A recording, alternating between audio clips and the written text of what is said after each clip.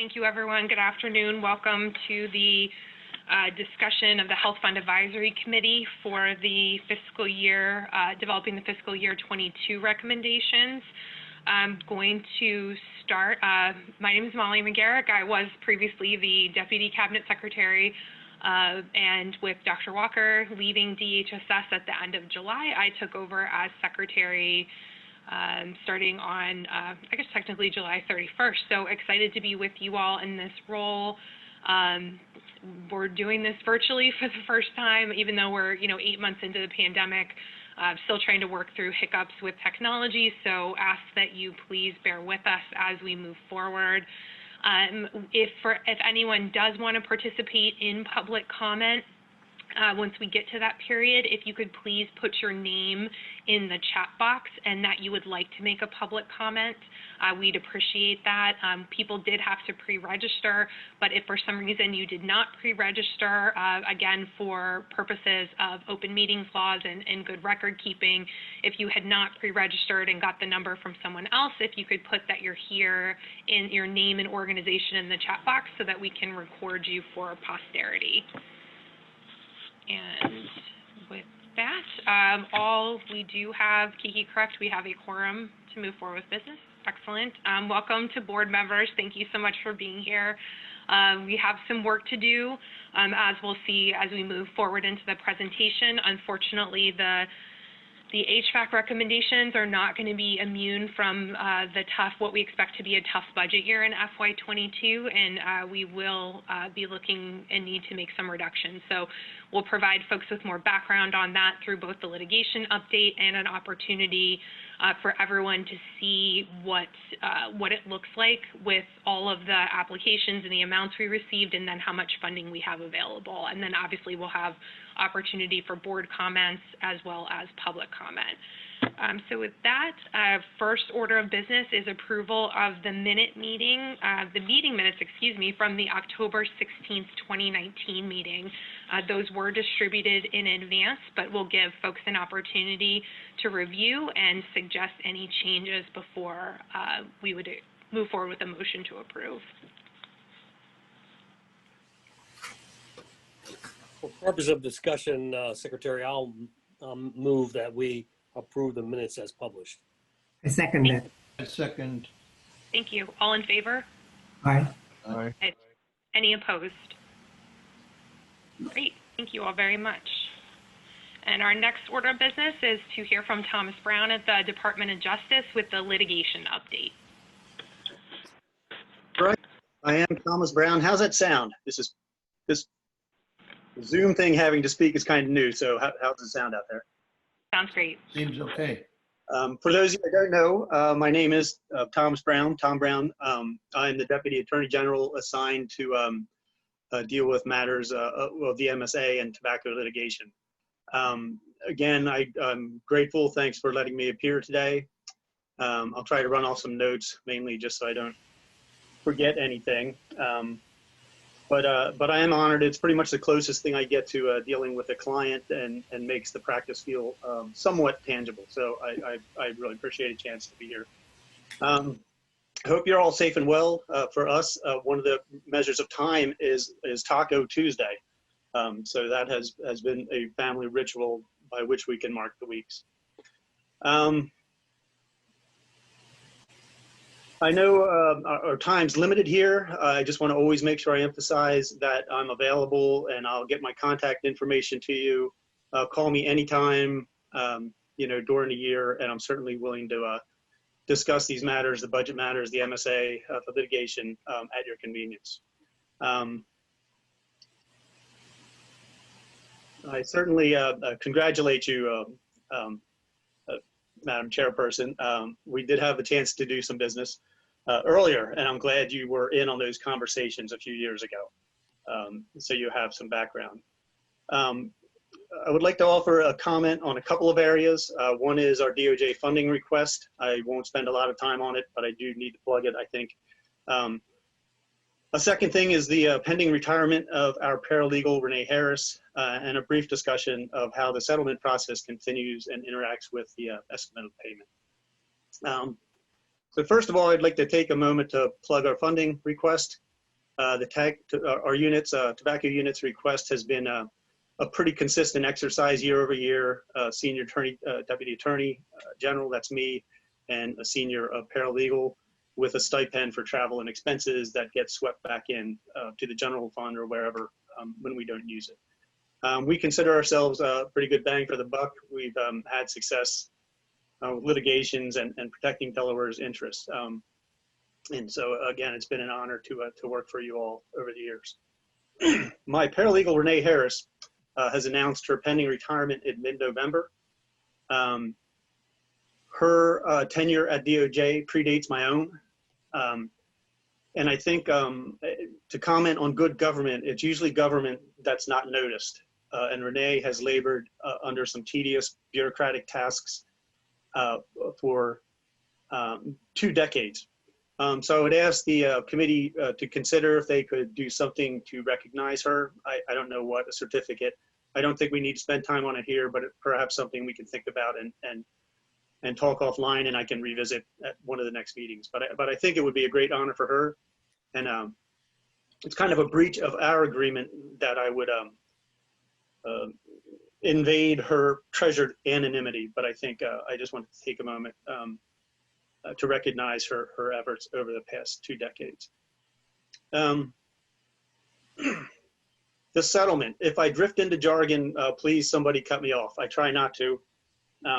What we labored under were the specter of NPM adjustment dispute arbitration starting in 2003, 2004, and we have settled. So for the time being, we have put the sort of catastrophic specter of the NPM adjustment disputes process behind us, and with a couple of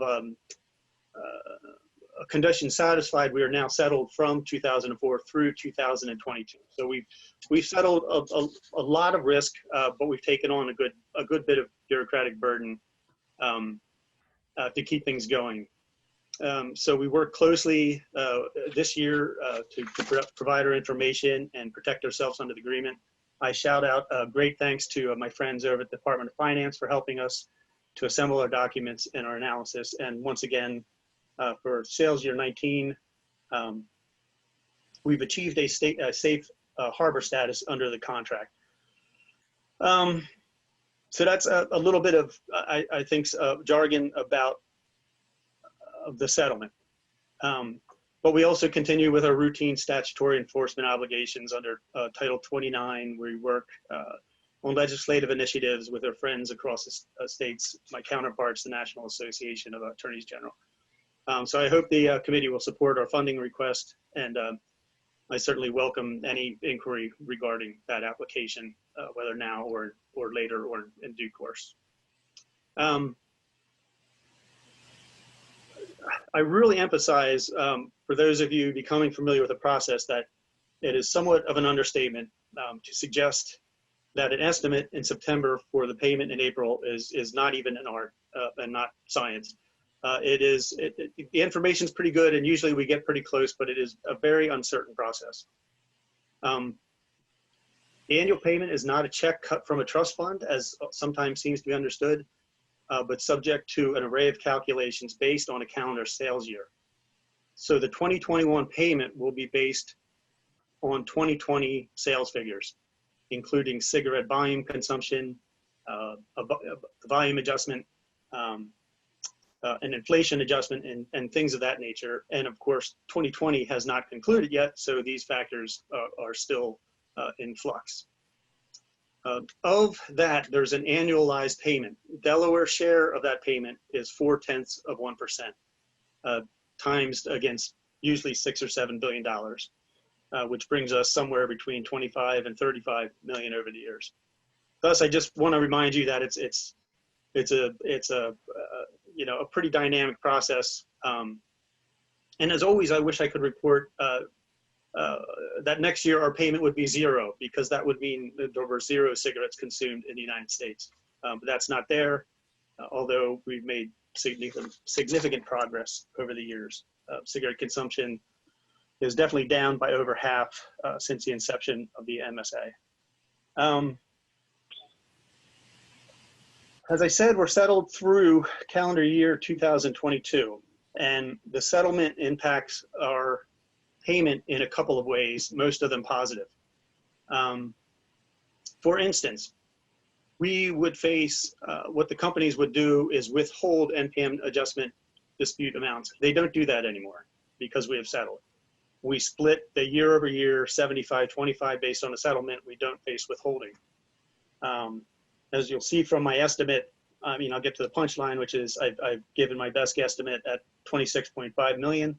But I note without that settlement in place, we would be looking at something like around 20 million this year, and even for the last few years. The other thing that informs our payment is based on consultation with staff there at DHSS and internally at DOJ, we opted not to receive a big lump sum payment 3 years ago, but instead to spread that out over 4 years. And that settlement amount, that lump sum, actually achieved some decent earnings. This will be the last year that we're able to do that. So part of this year's payment will be about 4.2 million and some change from what is called a disputed payments account, and then that reservoir will dry up and be behind us. But again, I think that gave the committee some time under sort of a prolonged even payment stream to be able to foresee that a downward payment process would be in play over the course of several years.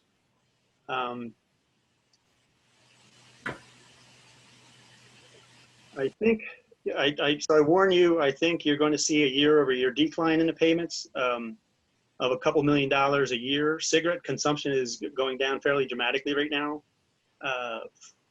Year over year, it's been about 5%, but I think we can start looking at maybe 8% because of, you know, pandemic and some other factors. So with that, I'll just conclude that I give you my best estimate of 26.5 million for the April 2021 payment. And just again, I note without the settlement and the wrangling we went through, we'd have been looking at about 20 million. So it's still hopefully a better place for us. And with that, I'm open to questions or if I can provide some additional gloss on what I talked about. Sure, and Tom, just so we're clear, the fiscal year we're in now, fiscal year 2021, that is the last year that we had that that disputed amount, that 4 million. So the amount that we would receive in calendar year 21 for fiscal year 22, that does not have that 4.2 million bump. I've always been able to start confusion on the difference between calendar year and fiscal year, but no, the April 2021 payment will include $4.2 million of the final outlay from the disputed payments account. Okay, and so that is, the 26 is not inclusive of that payment.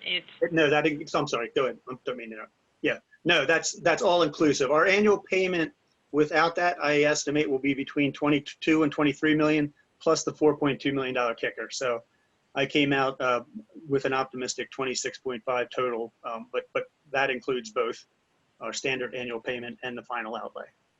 Okay. I just wanted to make sure we were clear before I turned it over, and obviously other board members if you have questions.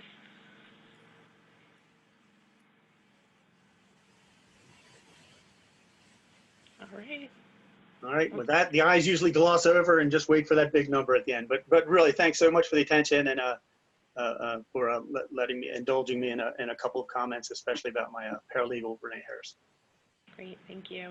And happy Secretary, to... this is Don Fulton again, but I just wanted to caution the group that in light of Tom's recent, numbers, we do have to, as we deliberate this year, we do have to take into consideration that the payment in March of 22 most likely will be at least 4.2 million less than it is this year. So something to keep in mind as we continue our deliberations. Absolutely, thank you. And I also want to welcome Representative Heffernan, who's just joined us. Good afternoon, Representative. Are there any other comments before we move on from the litigation update and move into the next agenda item, which is the State of Delaware budget update. Tom, wanted to thank you for all the hard work you do. Thank you. Amen. Okay, well, with that, I will turn it over to Nathan Roby from Office of Management and Budget to do the budget update.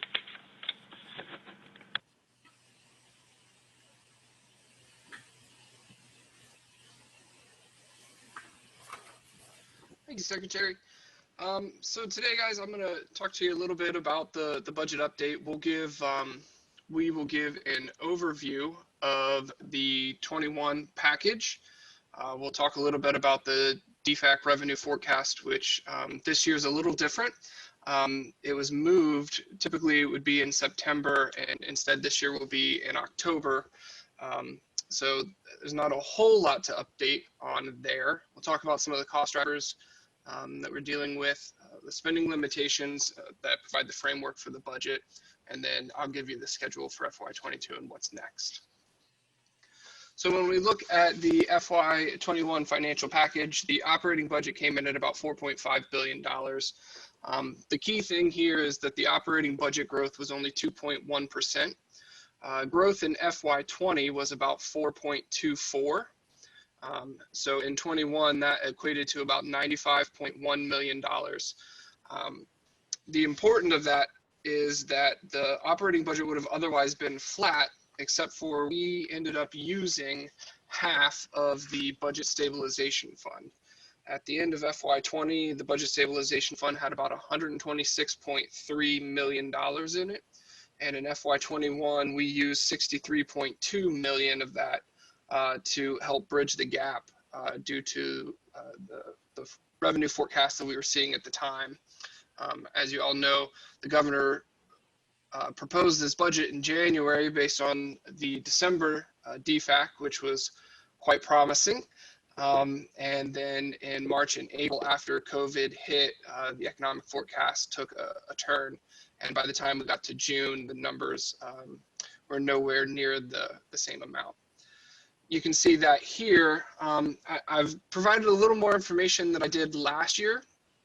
Typically, I would show you just what the June update was and then give you the new forecast for September. But seeing as how we don't have September, I thought I could demonstrate visually just how drastic the reduction was from a planning standpoint. In June, you have there, June 19, the revenue forecast. And then in September, you see that there was a slight increase and we got the 5-year forecast to go with that. So FY22 at that point in time looked rather promising. And we do keep in mind the out years as we're putting together the budget. And so when we were thinking about what was in 21 versus what we could delay, it's a consideration. December's numbers came in relatively the same as September's. I think there was a slight variance, but not much. And then I've got in there in that light blue or gray what June of 2020 looked like. And so you can see exactly just on the revenue side, the gap that we had to make up in FY21 and sort of what we're looking at from a planning perspective for FY22 as far as revenues go. There's not much else to tell here. October 19th is when we will get the new DFAC forecast. Hopefully there's good news in it, but we're not quite sure just yet. Moving on to some of the cost drivers, right? Enrollment for Medicaid is obviously a cost driver for the state. Typically, the year over year from 2012 to 2020 average annual growth rate is about 2%. Some years a little higher, some a little lower, but that's been pretty much the average. You can see there that instead of doing a year average, I've provided in red what August numbers look like. And it's about a 15,000 member increase. That's about a 5.6 jump. It's typical for a downturn to see that number increase. We're not exactly sure. Some states are seeing worse than that. Some are seeing a little better. So we don't know exactly where it's going to end up, but that's something that we're keeping an eye on. And the enhanced FMAP is also something that we'll have to take into consideration as we move forward into FY22. Both of those create significant cost pressures. Additionally, the other thing that we spend as a state a good deal of money on is Department of Education, specifically the automatic increases for student units. As they increase, we are required by code to fund them.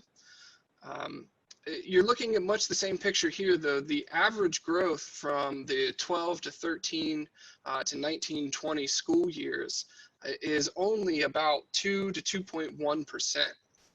The main issue here that we're faced with is that the average growth of regular units has only been about 0.5% per year. All the growth is coming from other units, the special ed units specifically. Intensive and complex units are growing at about 5% and 9.6% on average per year.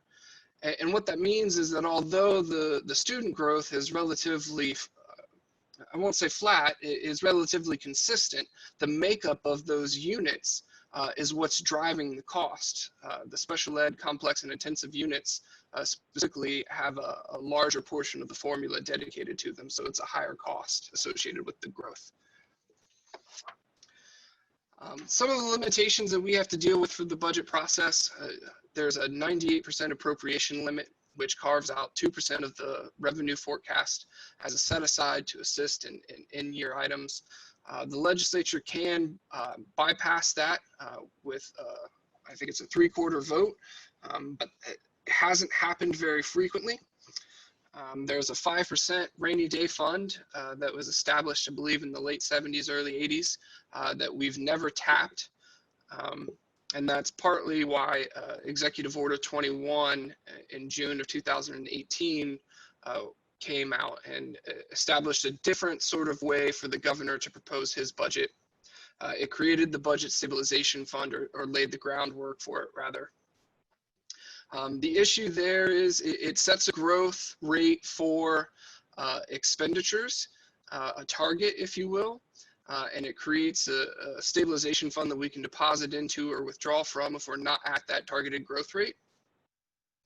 But the executive order is non-binding to the General Assembly. So they can dispose or increase or decrease as they see fit. The last 2 years, though, since its creation, the General Assembly has actually done a great job of working with the governor and the Office of Management and Budget to stay pretty close to what the governor has proposed as far as a growth rate goes. I think we've only been off by 10 or 20 basis points. And then there's the debt issuance tests. Cannot exceed 5% of the estimated net general fund revenue. Debt service cannot exceed 15% of the gross general fund revenue plus transportation trust fund. And then no new debt obligation if the maximum annual debt payment exceeds the state's cumulative cash balances. Again, those all require a 3/4 vote with the General Assembly. So what does this mean for FY22 as we're looking ahead? We're going to continue with the COVID-19 response. The emergency orders are still in effect. And we're actually getting to the point now at the federal level where we may be wrapping up by December 30th if it's not extended. So we're looking at doing recodes and auditing and cleaning up the accounts so that we can submit through the various levels of reimbursement, whether that's the Coronavirus Relief Fund or public assistance through DEMA and FEMA. So it's quite a bit of work, and we're not exactly sure how that's all going to shake out, especially if some of the dates change. The updated revenue forecast, as I mentioned, comes October 19th. So this month we'll get a better idea of what the out years will look like, and specifically FY22. And then there's 3 primary budgetary issues. Currently, we are forecasted to have less resources to spend in FY22 than we had in FY21. We do have potentially some options there, right? The budget stabilization is down to 63.1 million, but we could potentially draw on that if we need to. The other big cost pressure that we have is the mandatory cost increases, what we call door openers in the budget office.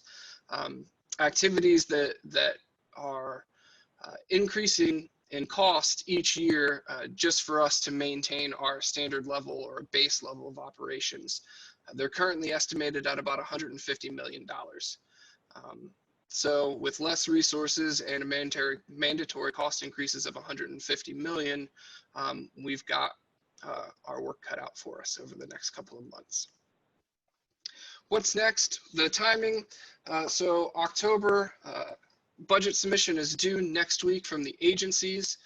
Then we will transition into the public hearings with the agencies.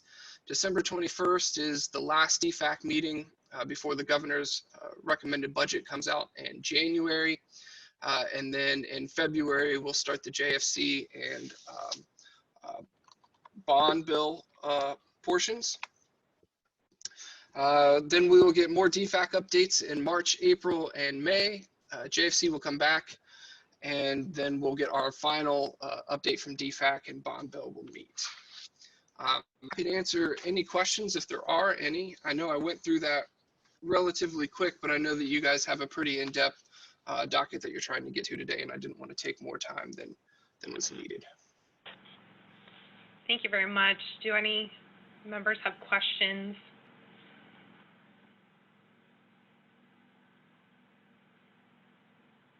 Great. Thank you, Nathan. So with that, we'll move into the overview of the Delaware health trends.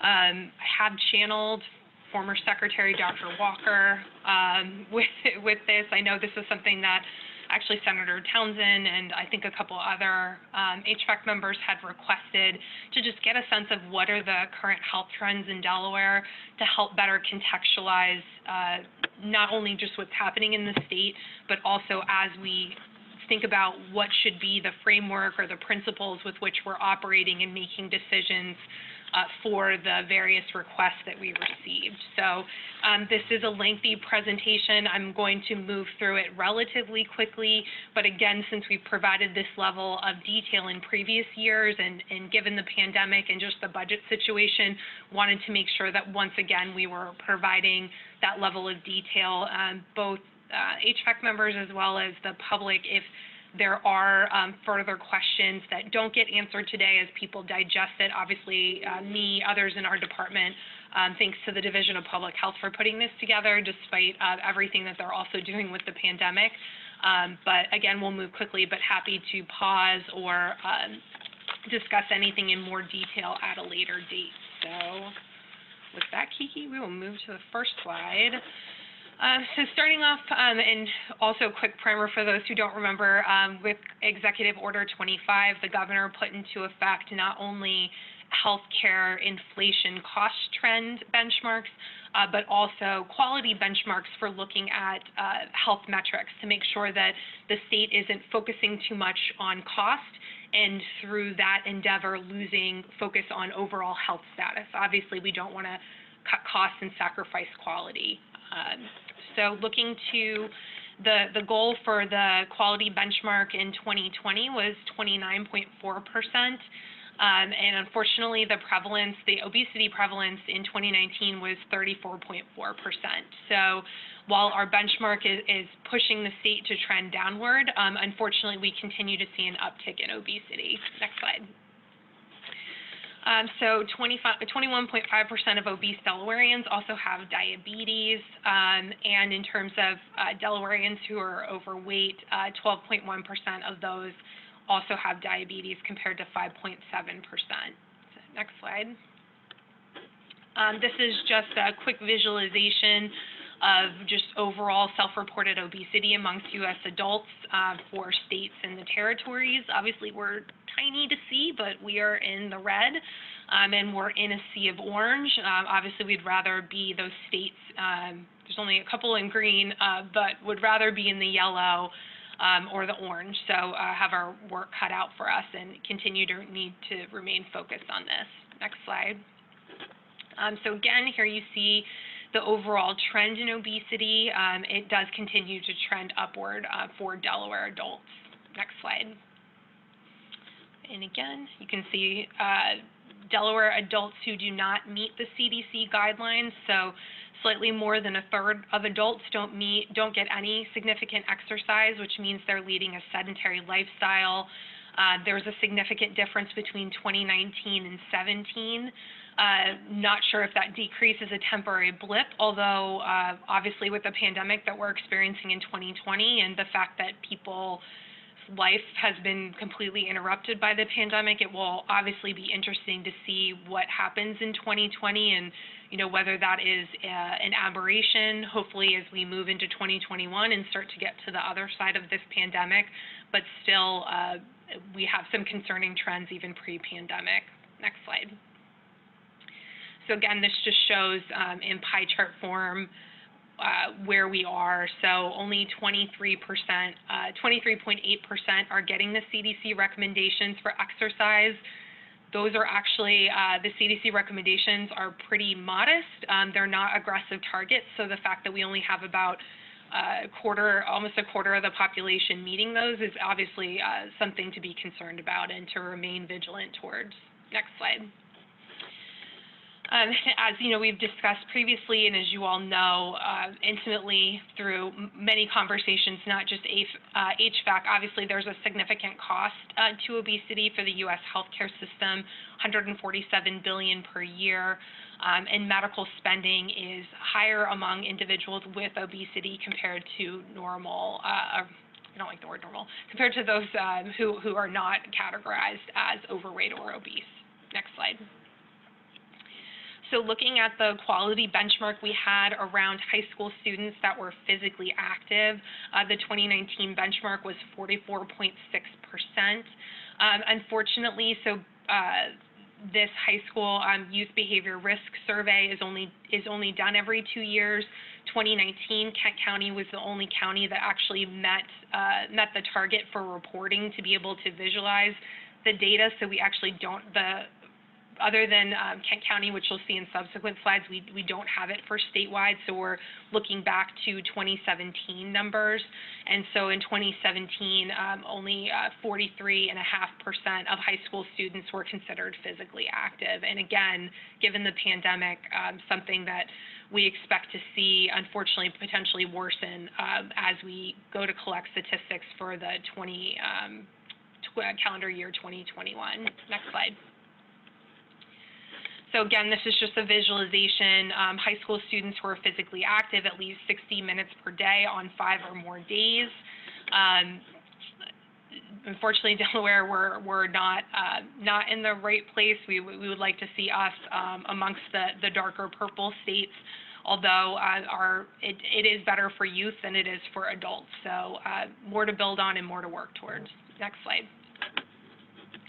And this is just factors that contribute and just show again some of the impediments to good physical and mental health for high school students. So, and these again were pre-pandemic numbers. So we see gaming usage, we see unfortunately attempted suicide, electronic bullying, very worrying trends that we know, especially our friends in the legislature, have been focused on through a number of different bills and initiatives, and obviously our department, specifically in public health, working in concert with the kids department, are obviously very focused on these type of measures and statistics. Next slide.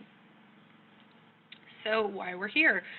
Quality benchmark for tobacco use. So this actually is a bright spot, although we agree with Thomas, we would love to have no one smoking or vaping, but this is an area where Delaware has actually met the 2020 benchmark goal, which was 16.4%, but we actually had, we came in under that with 15.9% of cigarette smoking in adults. So again, that actually is something that's trending in the right direction.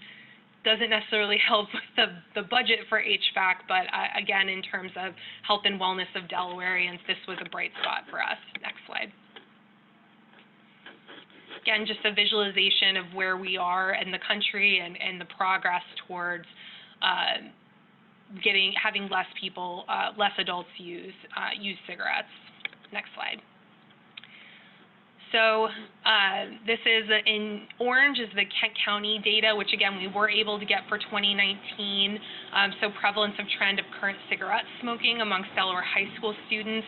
It has trended down, but we do see Kent County, it's a small sample size, so there's all the typical caveats around small numbers and data that we have to be very careful about using them and want to look to, again, what the calendar year 21 is going to show, but it is a worrisome uptick of going from 5.2% to 6.8% of high school students reporting that they're smoking cigarettes. So definitely not good in that respect. Next slide.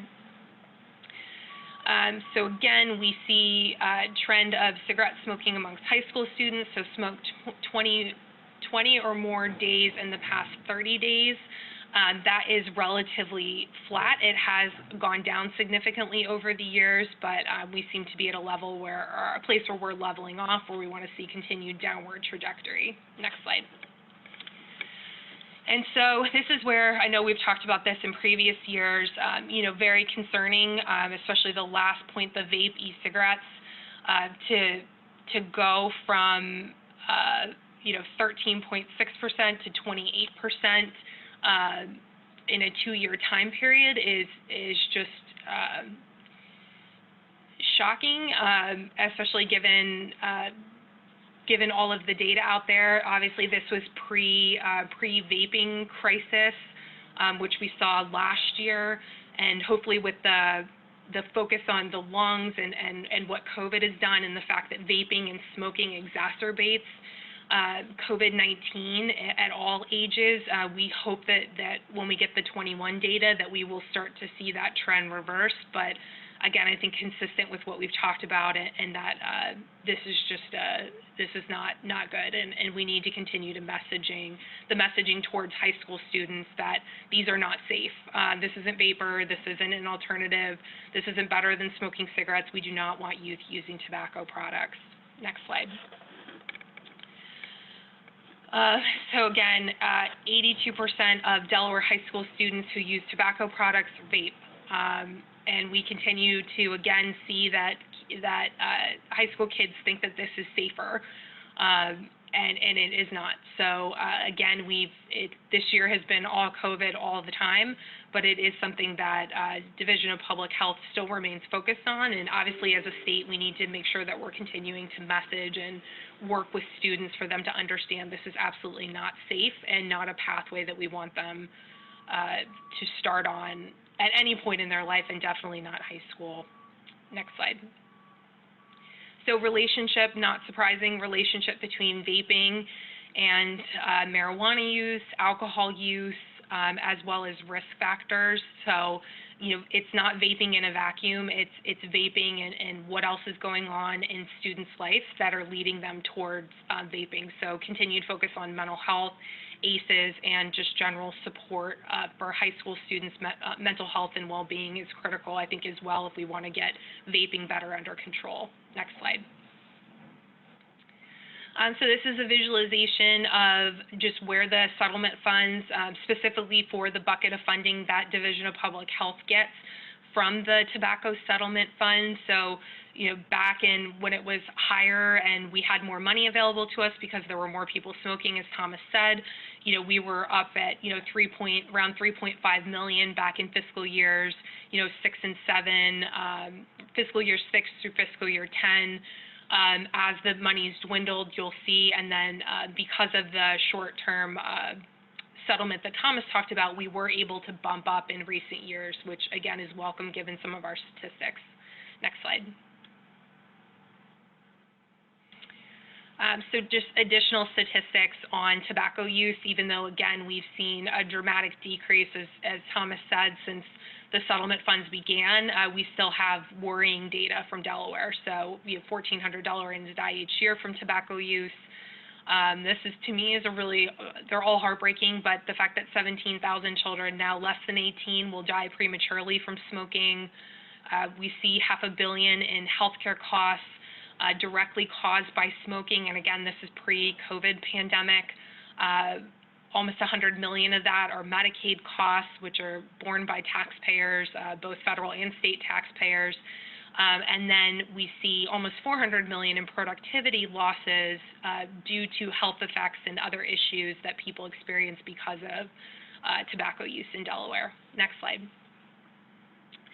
So moving on to, from tobacco, not surprisingly, to cancer. Our overall trends are stable, but we do have statistically significant higher all-site cancer incidence compared to the U.S.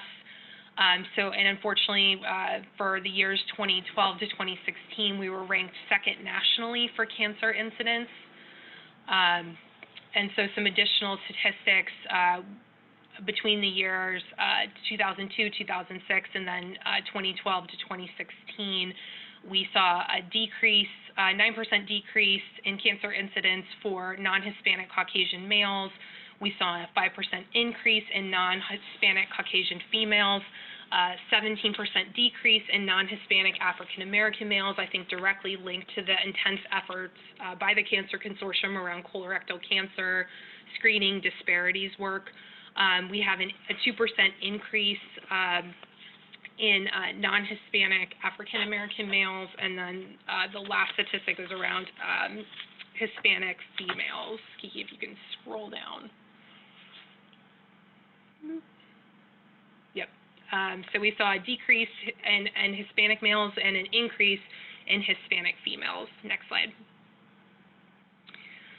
Thankfully, the cancer mortality actually decreased.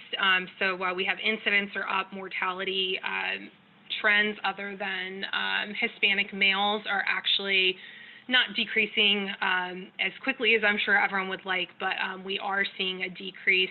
And the latest data, the 5-year period, we were ranked, though, 15th nationally for cancer mortality.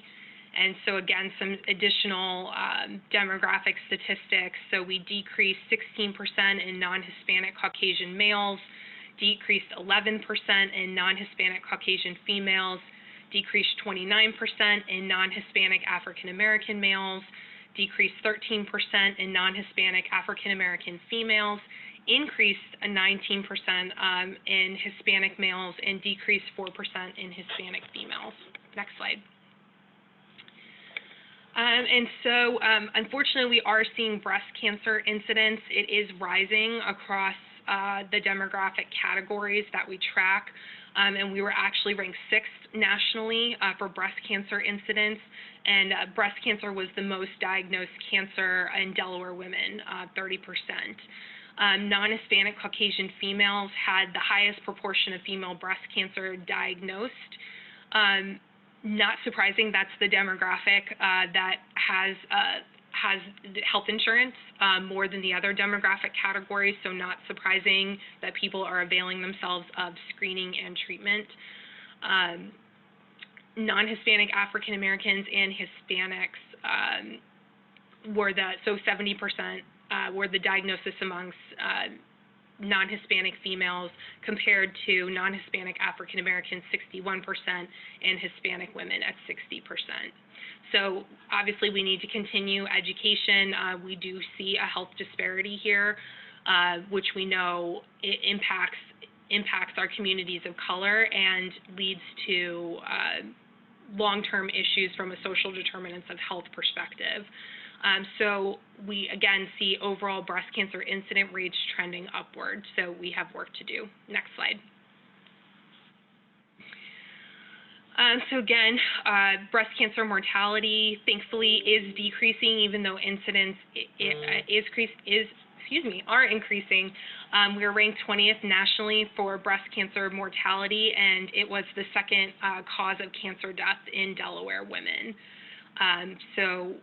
And these are additional statistics. So decreased 10% in non-Hispanic Caucasian females, or excuse me, I shouldn't assume females, just decreased in non-Hispanic Caucasians and decreased 11% in non-Hispanic African Americans. And unfortunately, due to the smaller number of Hispanic people diagnosed with who died, from breast cancer, we actually do not have that statistic to present in this data set.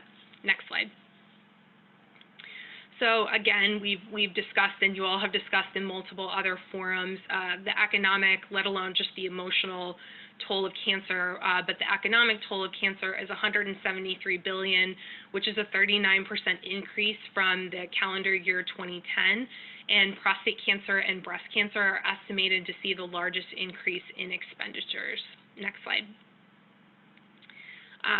So back to, sorry, our slides got jumbled up a little bit, back to obesity and diabetes. So we are almost done, I promise. Prevalence of adults diagnosed with diabetes, again, another area where we see an upward trend, not surprisingly, tends to track along with our obesity and overweight incidence rates. So 12.8% of all Delaware adults had been diagnosed with diabetes as of 2019. Next slide. Prevalence of Delaware adults diagnosed with diabetes by age group. This breaks out non-Hispanic African American and non-Hispanic Caucasian. So again, you'll see upward trends, although periods of time where the lines diverge and we see a greater increase amongst non-Hispanic African Americans. Next slide. Prevalence of adults diagnosed with diabetes based on disability status. Unfortunately, we do see a higher incidence of diabetes amongst those who have a disability. So again, an area that we need to watch and pay particular attention to as we look at healthcare and educational and other work directed towards the disability community, in addition to working with stakeholders, families, and individuals with disabilities to find the best way to support them and get those numbers moving in a better direction. Next slide. So estimated economic costs of diabetes, again, from American Diabetes Association. The total cost of diabetes, this is for calendar year 2017, was $980 million. That's $700 million in medical costs and $280 million in indirect costs. Next slide. Looking to hypertension, again, you see an upward trend, and so this is the most current data we have is from 2019. Next slide.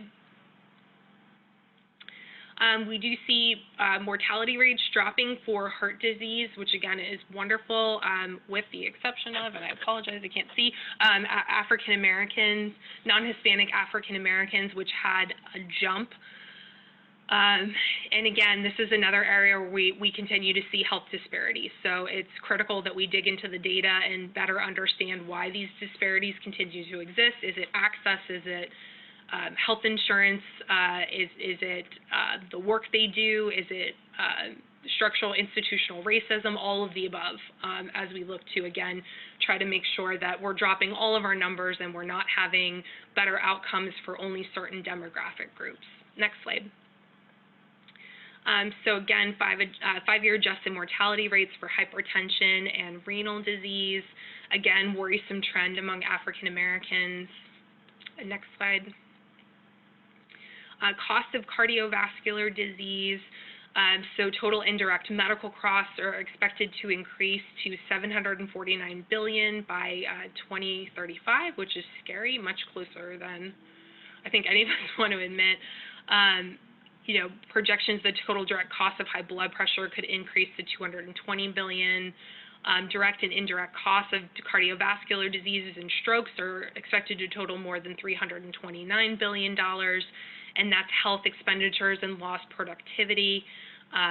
Estimated indirect cost of heart disease in 2013 and 14 was $204 billion. So this is another category of spending that is rising much faster than what Nathan showed in terms of our economic growth and revenue estimates. Next slide.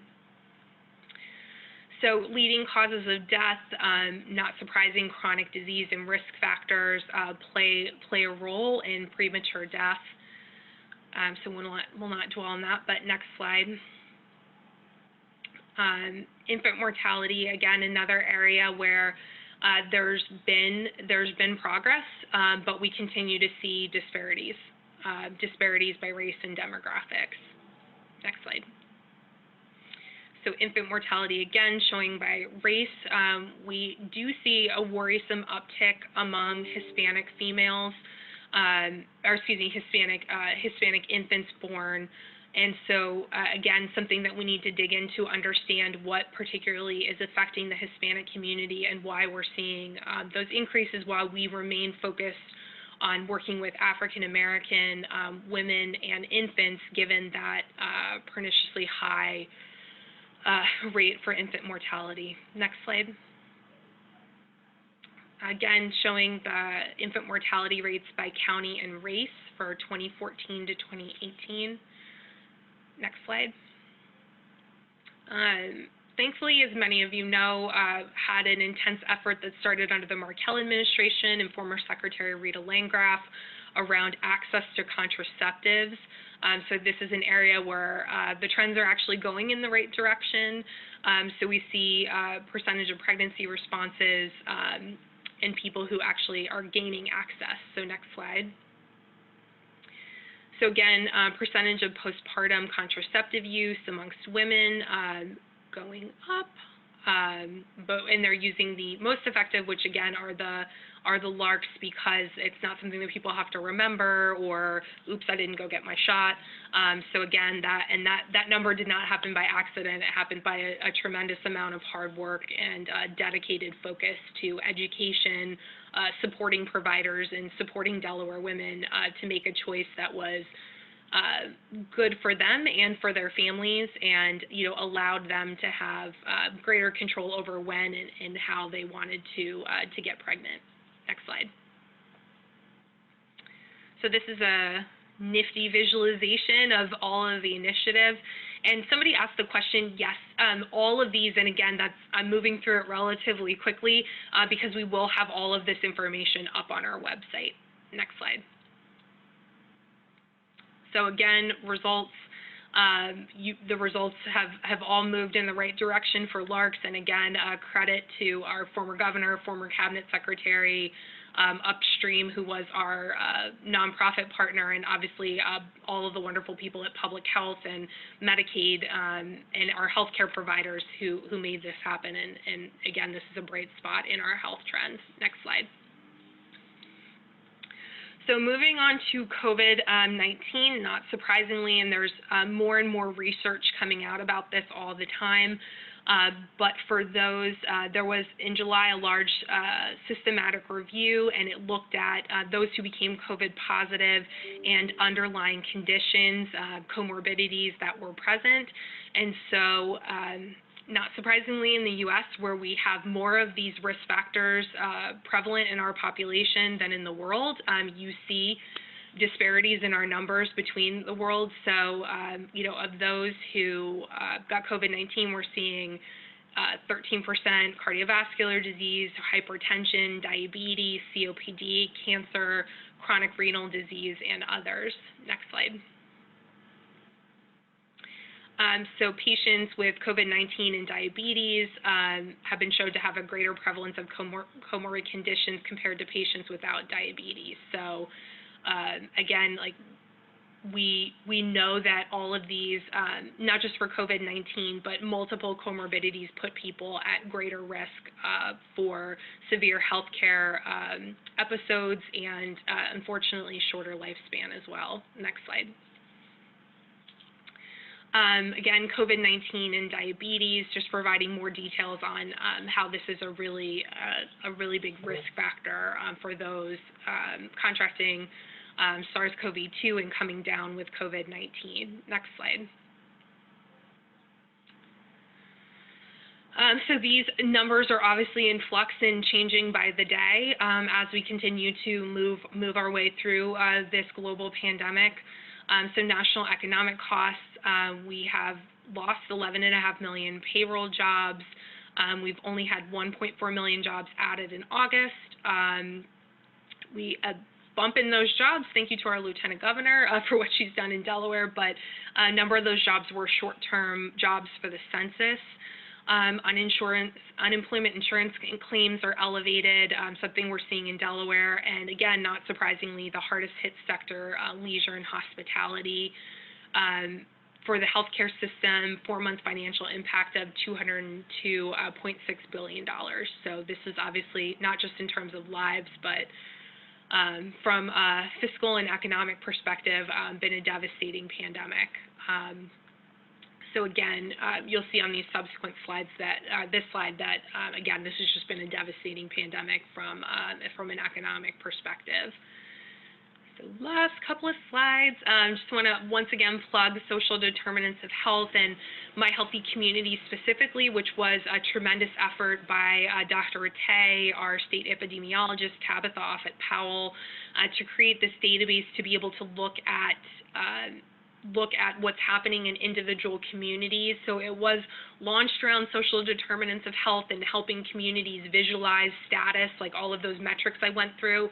Obviously, this has played a tremendous role in the COVID-19 pandemic, and from a data visualization, people are able to dive into a specific zip code and see all of the COVID metrics for their local area.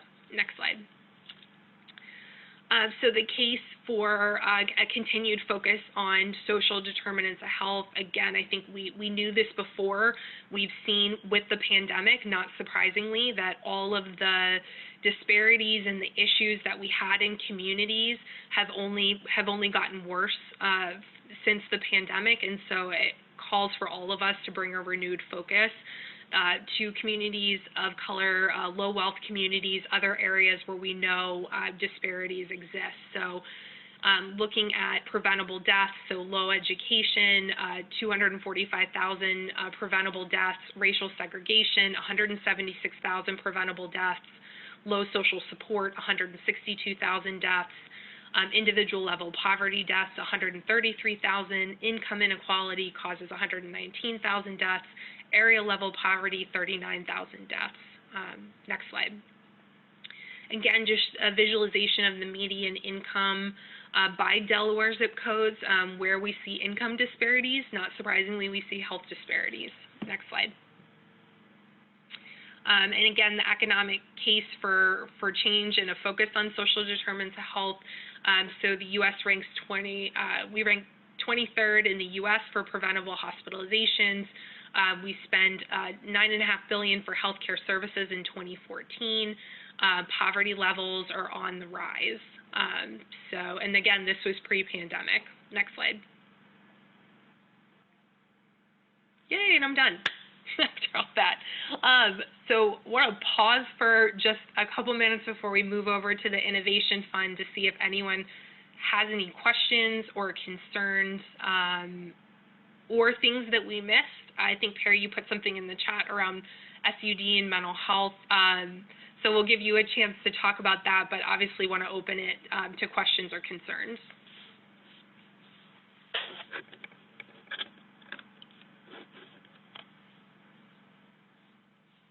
All right, great. Well, thank you all again. We will post those slides and happy to keep the conversation going around any or all of those important measures. And with that, I will turn over to the next agenda item, which wanted to give everyone an update on the Innovation Fund and the tremendous work that Don and Lisa, Rita Landgraf, Stu Comstock-Gay, the Innovation Fund and Delaware Community Foundation and Delaware Healthy Communities have been doing.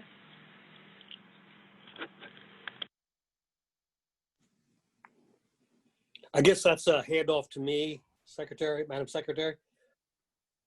Yes, sir. Okay, thank you.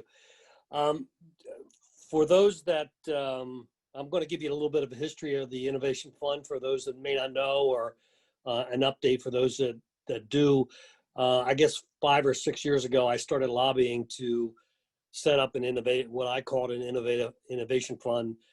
And it was motivated, my motivation was from 3 sources. One, the amount of money that was being awarded through the Master Settlement Agreement had continually going down every year, and rightly so, because a lot of our efforts are geared toward reducing the use of tobacco, and the payment is related directly to the amount of cigarettes sold. So we are doing our job. So it's kind of a dilemma that the more successful we are in doing our job, the lower the amount of money that we get. So I wanted to, in advance of the reduction going really far, I wanted to see if we would be willing to set aside part of the money into a fund that would address new and innovative ideas that,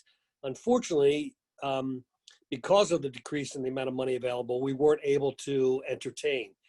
The money's, the decreasing amount of money was just enough to fund the existing programs, and many of those programs had to take a cut in the distribution.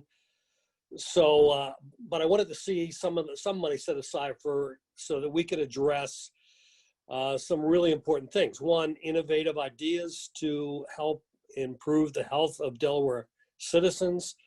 I was very much concerned, as I think many of you are, of what I called alternative tobacco products. The bulk of that is this vaping issue, which is just, in my opinion, insidious. And the tobacco companies have increased their advertising dramatically to a very vulnerable population, namely our teenagers who they say, the advertisement says that vaping is not dangerous and it's not addictive, and it is. And not only that, there's other products. There's candy and gum that have nicotine in it. And so I wanted to have some money set aside so we could address these alternative products, because the original Master Settlement Agreement only dealt with cigarettes. With the foresight of this group, for the first time last year, we did set aside $1 million into an innovative fund, and we're an advisory committee. Our recommendation was that money be set aside in a separate fund. I had suggested that it be administered by the Delaware Community Foundation, because I wanted to see the money actually come out of the state general fund so that we had full access to the money. The eventual decision was that under the auspices of the Division of Public Health, the monies would remain with the state, and a committee would be set up, which is the Health and Community Delaware's Committee, to entertain applications for that money. So review committees were established. Notification went out about the availability of the monies. And after a pretty arduous process, 17 contracts were awarded with the emphasis in the following area. One, to reduce obesity and help increase life expectancy. As you can see from the previous report, Delaware citizens are really not that healthy. We fall in the lower tiers of states around the country, which means the majority of our people are less healthy than in other states. So we wanted to address that obesity issue and physical activity, the vaping issue in particular, social determinants of health, as the secretary mentioned, increasing dental access and school health. So 17 contracts were awarded to the tune of about $970,000 of the $1 million that was allocated. And those monies went out. I will say that nearly all the community contracts that were issued money pivoted from their original plans to address the pandemic, and rightly so. But we're well on our way to doing some amazing things with this additional money. And I'm hopeful we have another $1 million proposed to go into the innovative fund again this year, and I hope the committee will agree to do that again. So I'll entertain any questions regarding the innovative fund at this point. And is Lisa on the call? Hi, Don. Yes, I'm here. Okay, hi, thanks, Lisa. And if anything that I can't answer, Lisa Henry will be happy to address as well.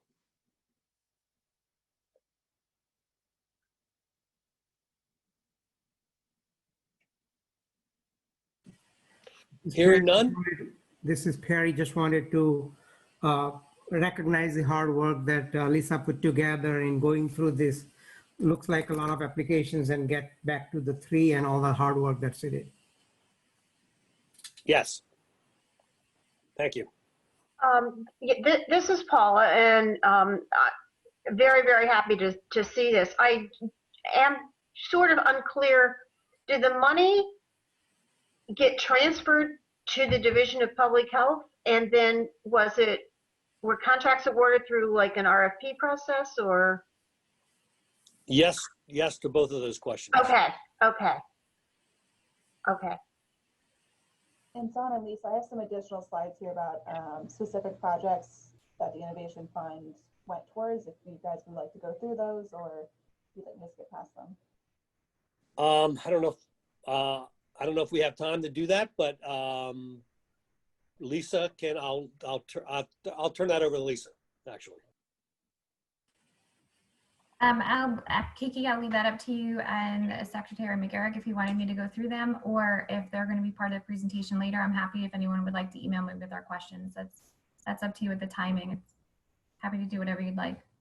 I think, Lisa, if you could just briefly, I was going to say maybe go high-level overview of the projects, and again, more details will be in the slides, and happy to answer questions, and then just give people the overview of the Healthy Communities Delaware and the funding collaboration. I think pick it back up like slide 75, just so that, again, people get to hear in a little more detail about what the money has been directed towards. I think that would be helpful. Okay. So the couple of the slides that Kiki just went through we broke the funding up into a couple of buckets. One was for school health, one was true innovation, as Don was talking about before, and the other were working in partnership with Healthy Communities Delaware. So the school health projects focused on obesity, physical activity, social emotional well-being, and healthy eating. The innovation projects were focused on physical activity and obesity within the Hispanic community, and also workforce development in Wilmington, with the potential to expand throughout the state. We did partner with Healthy Communities Delaware, which is an initiative that I know you've heard about before, and that has been funded through the Health Fund. That works to improve health, well-being, and equity in low-wealth Delaware communities through aligning investments and aligning work to get the most impact from what we're doing. So, Kiki, if you want to go to the next slide, thanks. Focusing on social determinants of health, and you'll see that a number of these cross over with what the priority areas were for the Health Fund innovation funding. Next slide, Kiki. So working with Healthy Communities Delaware, we have this health index that was developed to identify opportunity communities. And we focused on those communities with the funding from the Health Fund to address the social determinants of health. Next slide, Kiki. And so through that, this is in addition to the innovation I mentioned and the school health, we funded 12 communities that were opportunity communities. You see them listed here. And their focus areas were on COVID support. So a lot of this work we were doing and getting underway just before the pandemic hit. And so we had to shift a little bit. We went back to every community and asked, with what they had proposed to do, how could they still do that in partnership with helping their communities work through challenges and needs through the pandemic. And a number of the communities were looking to put in place community health workers, who they then had a focus on being what we're looking at a little bit as COVID coordinators to help their communities address many of these social determinants of health that we know were there before the pandemic, but were even highlighted even more during the pandemic. So a number of the applications and communities were funded for that. And this is just a slide to let you know what some of those community health workers and organizations were doing throughout the pandemic to help their communities. It's just additional information about the population and impacts from COVID and what we did through Healthy Communities Delaware. Thank you. Thanks, Lisa. And thank you, Dawn. I want to pause there to see if any of the board members have questions for either Dawn or Lisa.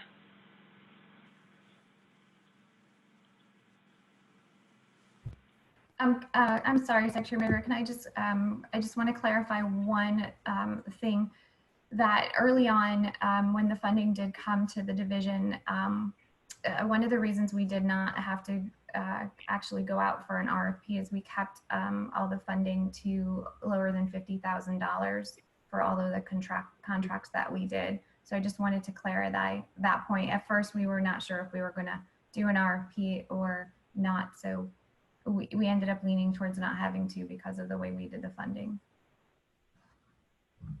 Good, thank you. Does anyone have any other questions or concerns before we move forward? Yeah, so I take it, Don, that, and I understand some of the reasons that we weren't able to really collaborate with the Community Foundation, certainly not to the extent that you were hoping originally. Is that fair? That's a fair statement. So, Yeah. you know, once again, we are an advisory committee, so we don't make the final decision. We suggest things. One of the suggestions that came down from HVAC was that, you know, the funds be set aside in a separate fund, partnering with DCF.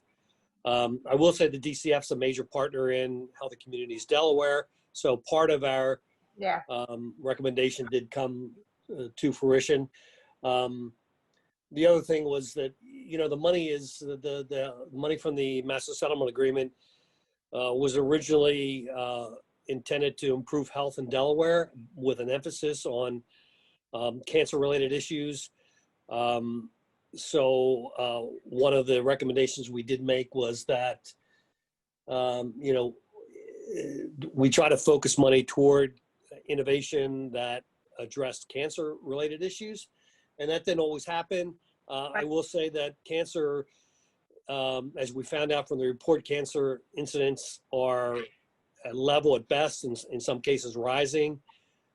So it's another dilemma, I think, that we've been successful in getting smoking reduced pretty significantly. I think when I first started with this, it was in the high 20s, and we're down at 15% now, or 15.9%.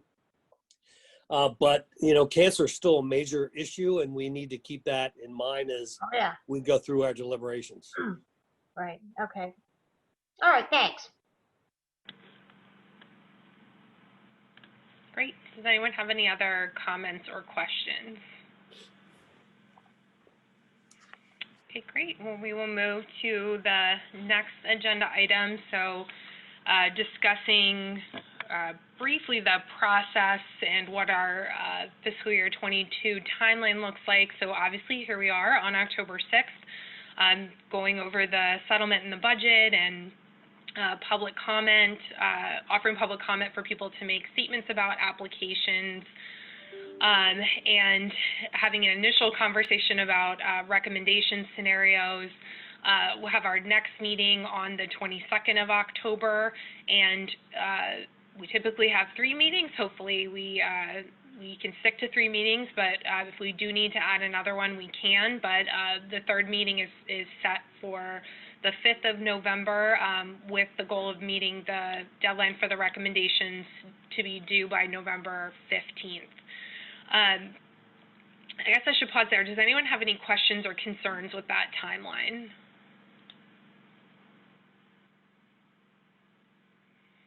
Okay, and then Kiki, you distributed, if we could switch to that screen. Again, we have more meetings to make decisions, but I wanted today to see if we had general agreement or thoughts as we as a department look to put together some potential scenarios.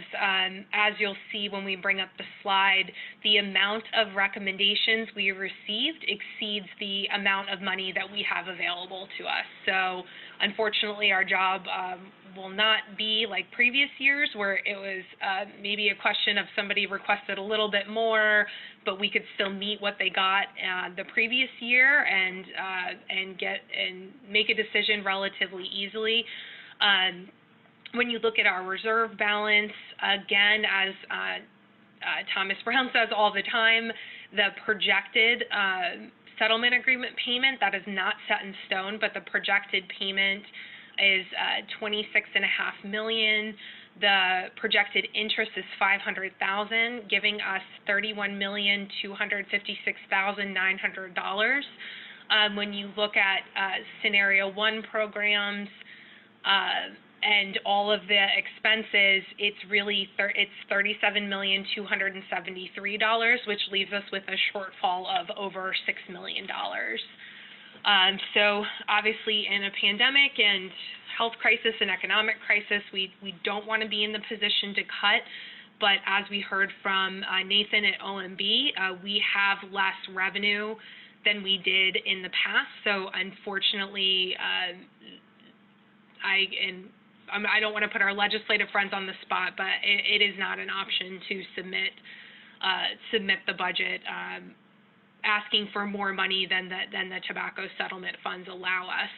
Obviously, we can look to or request switch funding as we've done in years past, but again, I think as we do that, it is very uncertain what the revenue picture is going to look like for the state in FY22. So per usual, there's no guarantee that will be honored. So again, I just want to see if there's any principles or, again, as we develop scenarios, if there's specific scenarios that you all want to see, including should we just take the difference and whatever that equals as a percentage, look at an across-the-board reduction for all programs, or do we want to leave certain programs like tobacco-related programs intact and take cuts from other programs? There's a few, I think at least 1 or 2 new programs that have come in that had not been funded in previous years. Do we want to just say, well, right off the bat, we're not going to consider that program? There's programs that have asked for increases. Do we want to say, again, at minimum, we're not entertaining any increases, but what does a scenario look like that flat funds? So want to open it up to get some feedback as we prepare for the next meeting and present scenarios to you all for consideration and discussion. Secretary, I just want to clarify, I don't believe there were any new applications this year. Some of them are still listed as new because the Innovation Fund was new at one point and social determinants were new at one point, but the other ones I think. But there was a tobacco cessation program for $52,000 hadn't been. That was from Brandywine Counseling. It was called something in Project Renewal originally. It just wasn't listed as that on the application anymore, so I had to go back several years to realize that was actually the same program. It just wasn't being called what it was previously. Got it. Thank you. Appreciate that. So there are no new programs then? Madam Secretary, this is Dr. Reinhardt. Hi, Dr. Reinhardt. You sort of went over possibly what some of the scenarios would have to be to meet the budget. And so we probably should come back with some proposals along those lines, because even if we backed off to what was the budget for 21, we still don't have enough money to cover that. So it seems like we're going to have to make some fairly drastic cuts. I have a question, Molly and Kiki.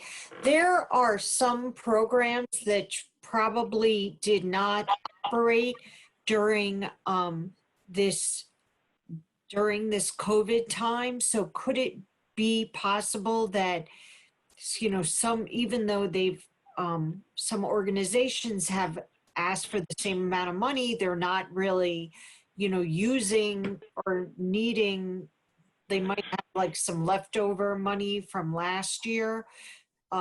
Like I don't know about like the Easter Seals Camp or some of the other programs that didn't occur, that maybe we can look at that and see whether, if there was a cut this year, they still would have some money left over, like to look at who, still didn't really operate and use their money this past year?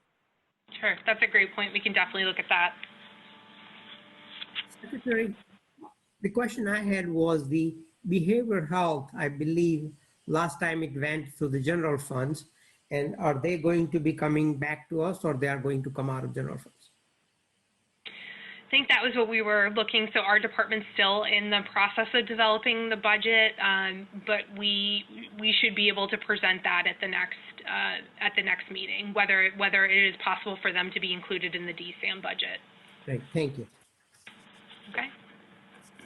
Is there any other feedback or any ideas that people want to put on the table? Just want to make sure that we're creating scenarios that are in line with where people are thinking and what direction folks want to go in. I think, Secretary, the one other thing that jumped at me was the Autism Supports of the $500,000 that happened to be new this year. Which one was that, Kiki? That's not That was in actually the new other this program? year. They previously applied. We just hadn't funded them. That they had extra monies. It was the UD NEA program. Yes, so that was a program that goes specifically to the scenario that Representative Heffernan was discussing, where the program had previously received money, but then there were some operational considerations where they hadn't spent it, and so the committee hadn't funded them and said, please come back when the money that had previously been distributed has been expended. Thank you. Does anyone have any other considerations or points that you would like us to put in a scenario? I would definitely like to see us fund the innovation fund that we have, because we finally got it set up. I think that's a priority for us. Great, thank you. Secretary, Madam Secretary, this is Don Fulton. I would echo that last time. I think that was Debbie Heffernan. But two other items I'd like to encourage us to strongly consider. Three other items. One is I think we have to keep in mind the original intent of the entire process here, and that is to reduce cancer-related issues. So I'd like to see us consider at least funding the cancer programs, at least on the level of as we did last year. And I spoke about this last year quite a bit. Tobacco prevention and control is really, really important. Other states that have been successful in reducing tobacco use took away money from tobacco prevention, and they found that trending went back up again. I think one of the slides that you showed in the Delaware health issue was showed that smoking among high school students is going up again. So I'd like to for us to definitely consider those tobacco preventions, and a part of that to highlight Tom Brown's efforts. $4.2 million of money we have to spend came from Tom's and his group's efforts to settle the disputed amount. So I think whatever, not whatever, but I think we want to definitely fund the Department of Justice request fully. Great, thank you. Senator Townsend was trying to speak as well. I defer to Paula. No, it's okay. Go ahead. Well, I felt the secretary sort of, and she mentioned legislators, I feel she was like laying down drawing a line in the sand or something. So I feel like I had to kind of step across it. But it's really just more to echo partly what Representative Heffernan said. I think that's very important for us to, as we have tough decisions to make. I thought Representative Heffernan's point about how different groups have been able to use funds this year is an important thing to bear in mind.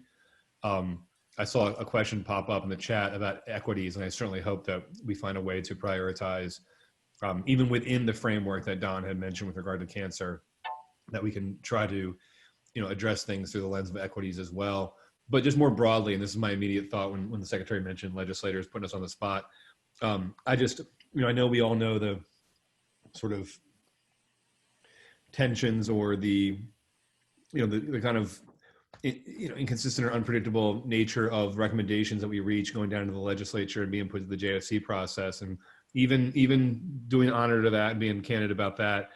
I guess my point as in my legislative role would simply be that I would most want to be in a position where the group's recommendations to the legislature would come with an explanatory footnote saying that we really looked, very hard here at what should be funded and for what reasons, and in a tough year that everyone's going to be facing a tough year in a variety of ways, here's what we recommend. That's not typically what you get if you just, cut everyone by 10% or something. And I really encourage us to try to be very deliberate and thorough in how we approach this. I do so noting again that it's not as if recommendations are always adopted, but I just think that's the best foot forward, so to speak. Great, thank you. And Paula? Yeah,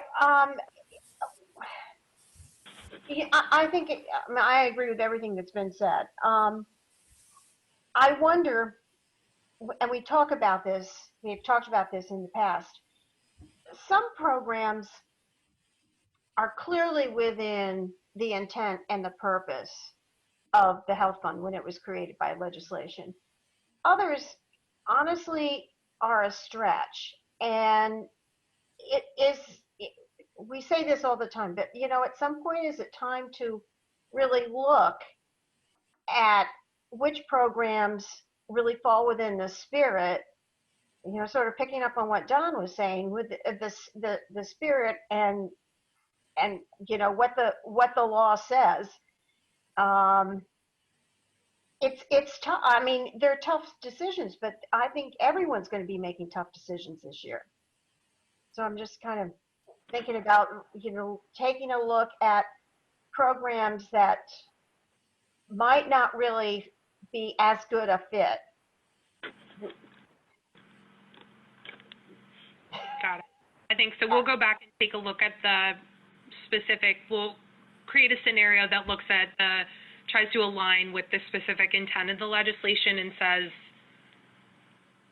perhaps which ones are in the call out versus which ones kind of fall in the bucket of and any other. Yes, and when we had plenty of money and at the time met needs that were there and it made sense, but as the revenue falls, it's like, what are we really supposed to be doing versus what's nice to have but isn't really within what the law says. I say that knowing that one of the last, I don't have it in front of me, is, and any other programs that might seem appropriate. So I understand that if you really looked at the law, word by word and took it literally, that there is that one catch-all phrase at the end that has allowed us to the flexibility when times were good to meet some needs. But I just wonder if that's just another way of looking at it.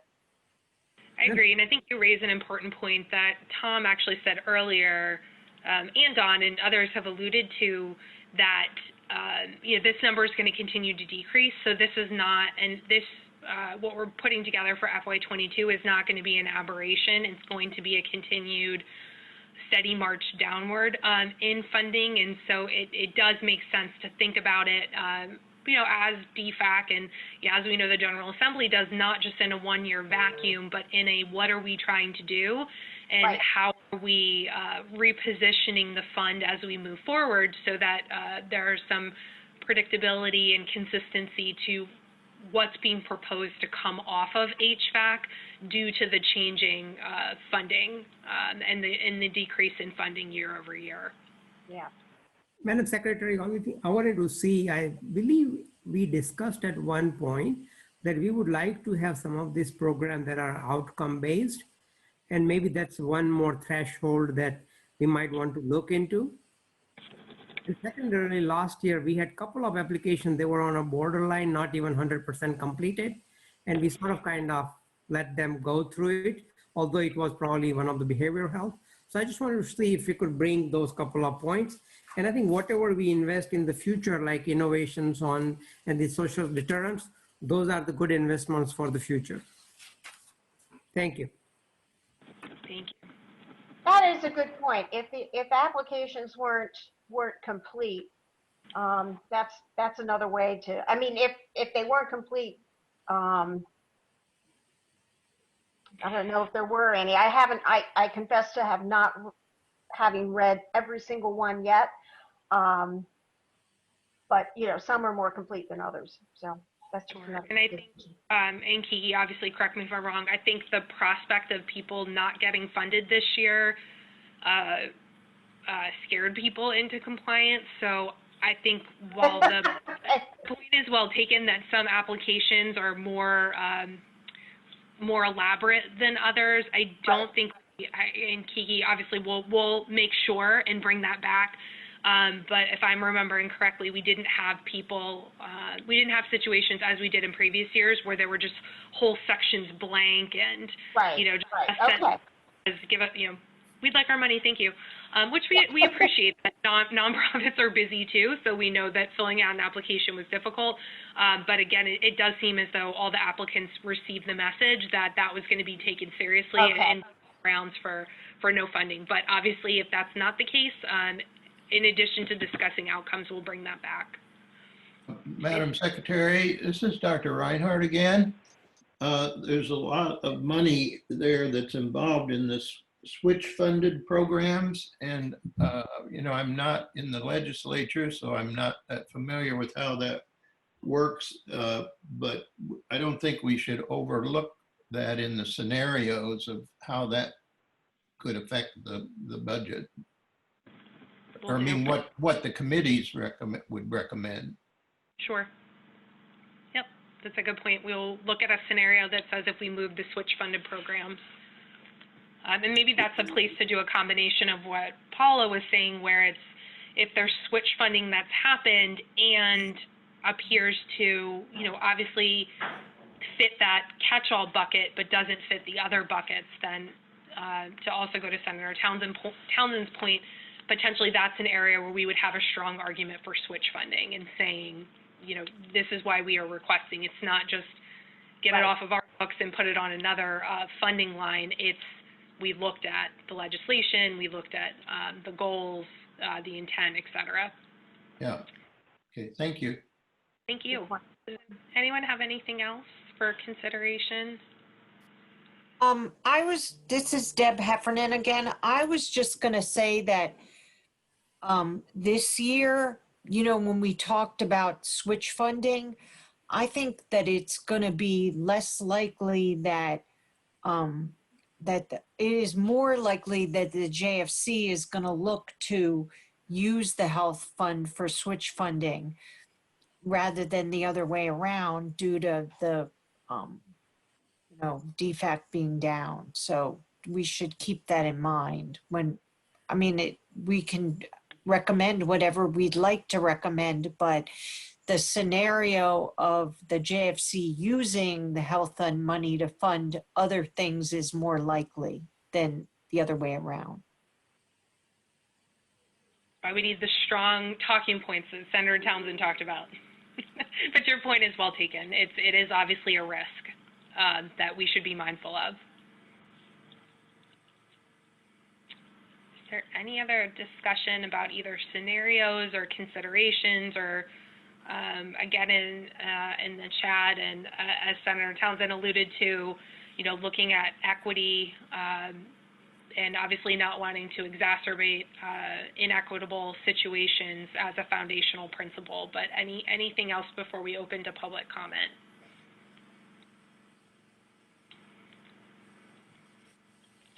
And I will say if anybody does want to make a public, any of the attendees want to make a public comment and have not put their name into the chat, please do so now. And Kiki, I will turn it over to you.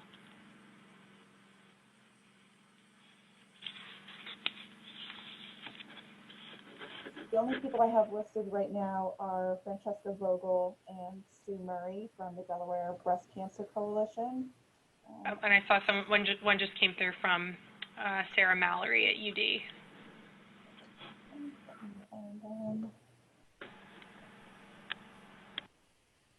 Okay. Sarah, you should be allowed to speak. Hi, everyone. Can you hear me okay? We can. Hi. Thank you so much for having me here. So as you know, my name is Sarah Mallory, and I am an assistant professor at the University of Delaware Center for Disability Studies.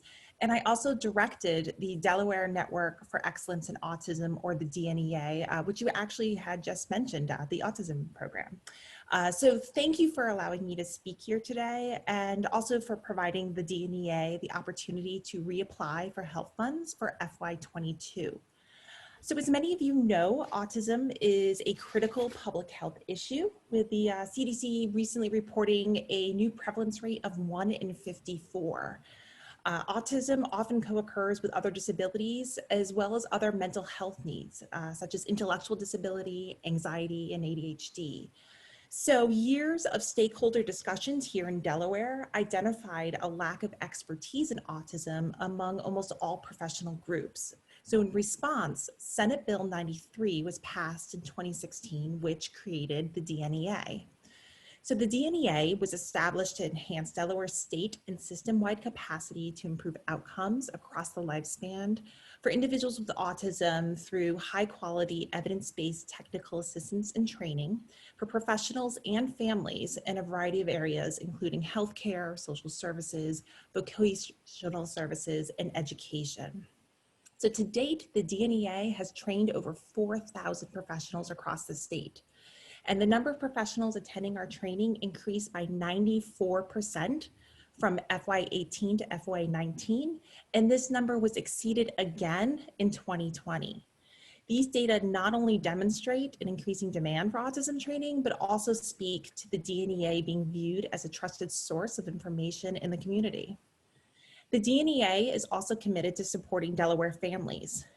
Historically, the DNEA has funded 15% of the family navigation services provided by our network partner, Autism Delaware, and our present application seeks to continue that support. These funds have helped contribute to a 75% increase in annual contacts with families from FY17 to 19. In FY20, last year, we expanded our training model to include more intensive supports for targeted groups and organizations, such as local education agencies and first responders. We trained over 75 mental health professionals from agencies such as Delaware Guidance Services and Delaware's Youth Mobile Crisis Unit. In our application, we included a letter of support from Robert Dunleavy, Division Director at PBH, and it highlighted how we've provided comprehensive training and supports to their different mental health units, as well as the continued need for our work in the community.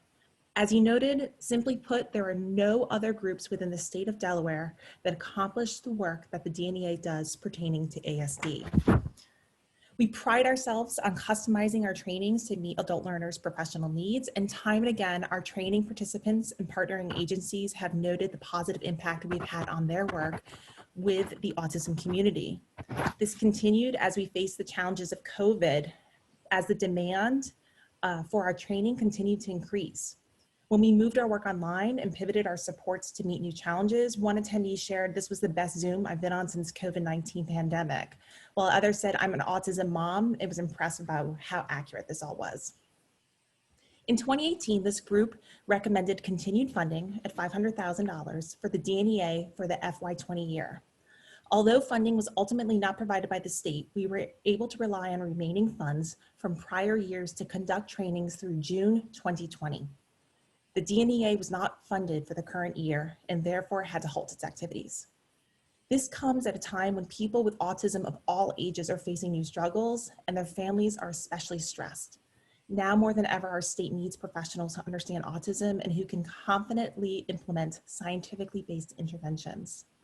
The DNEA has made strides supporting families, mental health organizations, first responders, school districts, and other professionals who work with individuals with autism. And however, there's more work to be done. With continued support, the DNEA is really eager to expand our positive impact across the state.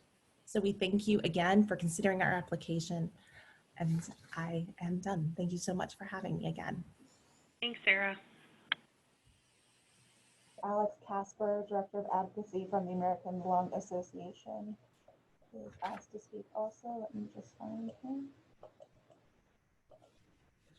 Alex, you'll be able to speak. Hi, good afternoon. Thank you for allowing me to speak. My name is Alex Casper, and I'm the Director of Advocacy for the American Lung Association here in Delaware.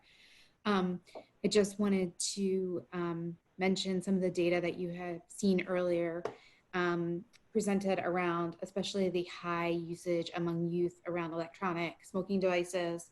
And that is not unique or something that is here in Delaware, but across the country. And as the recent results of the National Tobacco Survey, 1 in 5 high school students are using these products. And so, as Mr. Fulton mentioned, products are marketed and targeted to youth. Most reporting that marketing and or flavors that these products come in are really what's attracting them to use them right now. And so I think, as it was mentioned, to continue to invest and make tobacco control and tobacco programs, especially focused on prevention, are really critical during this time. And we would encourage the committee to really look through that lens as well when making your extremely difficult decisions this year. Great, thank you, Alex. Francesca Vogel mentioned in the chat, but I'm not sure if she and Sue Murray actually wanted to speak from the Delaware Breast Cancer Coalition, but you are able to speak if you would like to.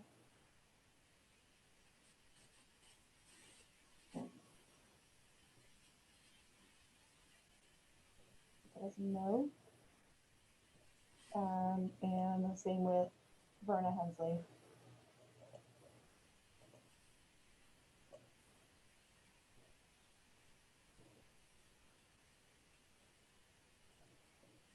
Okay, and that's all I have.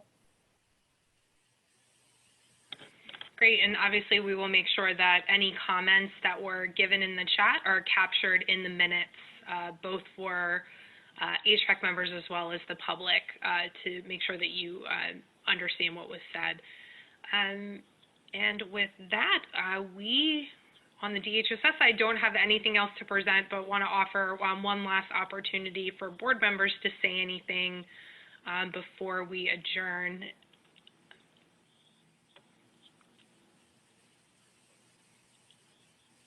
Great. Well, with that, happy to accept a motion to adjourn. I move that we adjourn. Second. Second, yeah. Okay, all in favor? Thank you. Aye. All right, great. Thank you all so much. Look forward to coming back with some scenarios and more work to do for all of us, but I appreciate your time. Thank you all so much. Stay safe and well. Thank you.